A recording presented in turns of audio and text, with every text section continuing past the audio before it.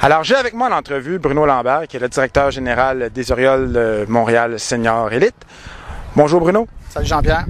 Alors, cette année, plusieurs nouveaux joueurs, plusieurs nouvelles acquisitions suite au repêchage de l'automne dernier. Peux-tu me dire en gros qui sont les nouveaux joueurs? On a fait beaucoup de changements pendant la période hivernale, donc le repêchage est un petit peu difficile parce que, étant donné qu'on n'avait pas de premier choix, donc on est vraiment allé chercher des joueurs dont on était certain de leur présence cette année. Donc on est allé chercher Anthony Forbes qui a connu une belle carrière dans le Junior Elite. Donc c'est un bon lanceur gaucher qui devrait nous donner un bon coup de pouce. On est allé chercher également Matthew Jacobson, qui est un autre lanceur qui devrait nous donner des manches de qualité. En plus, on est allé chercher des joueurs qui jouent dans le circuit universitaire. Donc, Brendan Berkowitz qui a fermé les livres lors du premier match de la saison. Donc, c'est un bon petit lanceur. On a hâte de voir ce qu'il va nous donner comme performance cette saison. Également, Tim Riley qui est un deuxième but qui a de gros souliers à chausser puisqu'il va prendre la place de Jean-François Derry, mais jusqu'à présent, ça va bien dans son cas. Et également, notre dernière acquisition, Brandon Simpson, qu'on est allé chercher dans une transaction, qui a eu une bonne saison l'année dernière dans le Junior Elite, donc avec Longueuil. Donc, on s'attend à... C'est des bras frais et dispo, donc ça devrait nous donner un bon coup de pouce.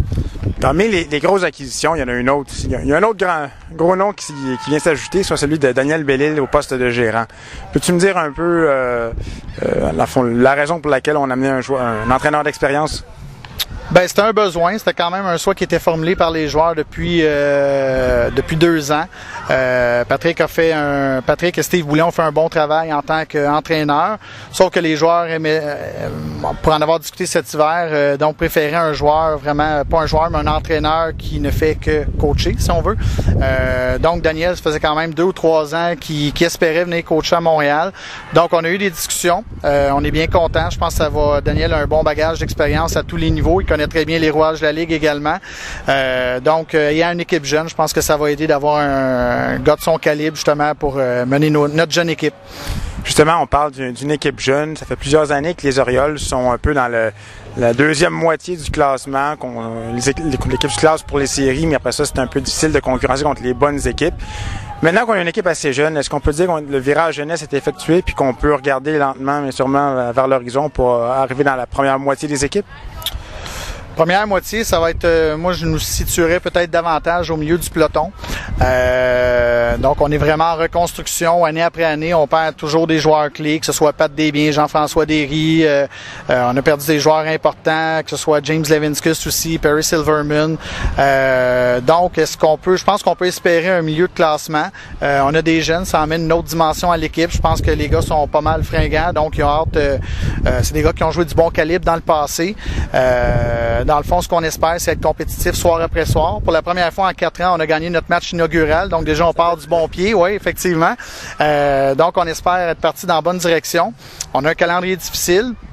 Mais les jeunes, je pense qu'ils vont amener une belle énergie. Donc, ça va faire du bien là, à l'équipe, c'est certain. Comme dernier commentaire, qu'est-ce qu'on pourrait dire aux amateurs de baseball pour les convaincre de venir voir le baseball senior au Parc Ontic? Bonne question. Si j'avais la réponse, le stade serait rempli soir après soir, ou match après match, je devrais dire.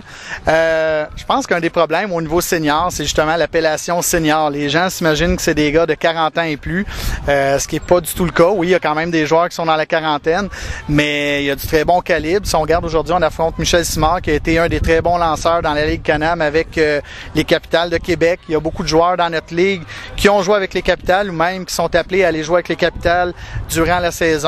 Le calibre est surprenant. Moi, j'inviterais les gens à venir voir un match pour voir ce que ça peut avoir l'air. C'est quand même surprenant comme calibre. C'est des joueurs qui ont joué également dans le Junior Elite. Donc, on a vraiment la crème, je pense, au Québec. Puis, comme c'est des gars qui sont rendus dans la mi-vingtaine, trentaine, je pense qu'ils sont vraiment à leur, si on peut dire le terme anglais, à leur pic. Donc, ils sont à leur maximum au niveau performance baseball. Donc, les gens, s'ils prenaient la peine de venir voir un match, je serais surpris du calibre. Le message est lancé. Consultez le site web et venez voir nos Orioles seniors au Parc Ontic.